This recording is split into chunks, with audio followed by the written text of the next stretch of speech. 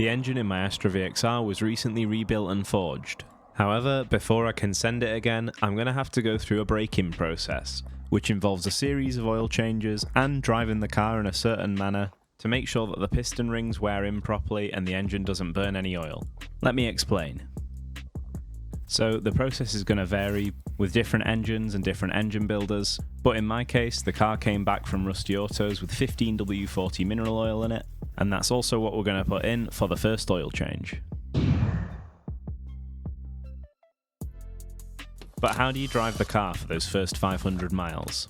Well, you want to use light throttle, around 25 to 30% max, and keep it under 5 to 6 psi of boost, shifting at around 3000 revs, and never letting the car load up and labour in a high gear at low speed. That said, you do need to accelerate and use a bit of torque, since the combustion pressure in the cylinder is what presses the rings out against the cylinder walls and helps them bed in. You also want to engine brake a lot to allow the rings to cool after accelerating. So especially at the early stages of the braking process, you're always going to be varying the RPM, doing a lot of speeding up, slowing down, and changing gears so that you're never cruising at the same RPM.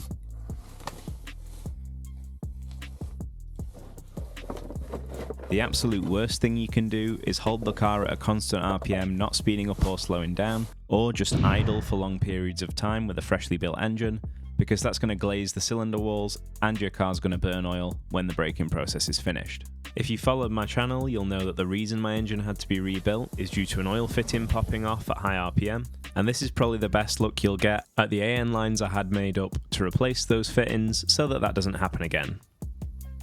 To give you an idea of how different some engine builders' braking processes can be though, here's a post from R&D, where they're actually doing full throttle dyno runs after only 80 miles of a controlled break-in on the dyno.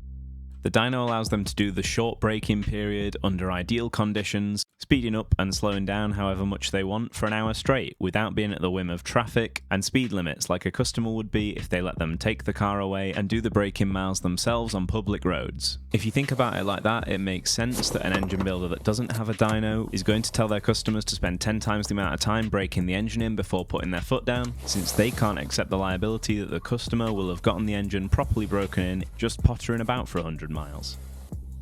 It's probably worth mentioning that when doing the oil changes during the braking process, you want a new filter with each oil change. It might sound excessive going through 3 oil filters in 1000 miles, but even name brand like Bosch are only £8, and it's worth it for the peace of mind when you've got a freshly built engine which could have debris from the rings or bits of metal or anything floating about in there during the braking process. The new filter is pre-filled with oil, the seal is lubed, and it just screws on hand tight.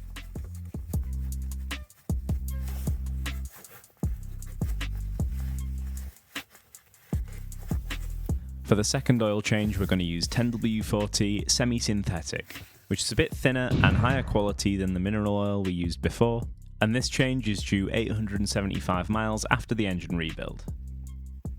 At this point, it should be okay to start revving the engine a bit higher, maybe to 4 or 5,000, but you should really follow your engine builder's advice on that. For the final oil change, which we're going to do at 1,250 miles, we're graduating to a 5W40 fully synthetic, and this is going to be a high quality oil, since this will stay in the car for the next few thousand miles or 6 months until your usual regular oil service, since the braking process is now done.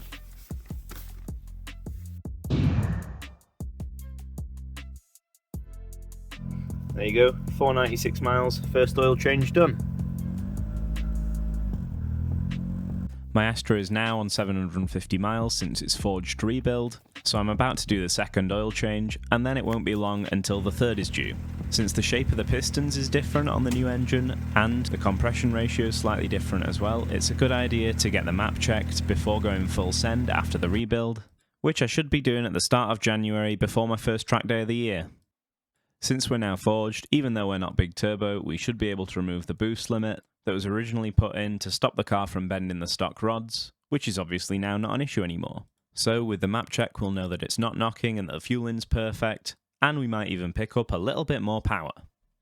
But anyway, that's all I've got for this video. If you're looking at getting your car forged, then I hope this helped you know what to expect, and if not, and you're just curious, I hope it answered some of the questions you might have had. In any case, like, subscribe, leave a comment and all of that, and I'll see you in the next one. Thanks for watching. living life, everyday, late at night, not okay. All I want, and I pray, all I need are some better days. Fuck me, I'm looking in the mirror, so foggy, but I've never seen clearer. I don't really think anyone can save me, and honestly I'm not really sure I want saving. I like to be my own worst enemy. There's no risk if you don't try at anything, so I'ma just keep buying everything. See you in the next life, have to be a better me.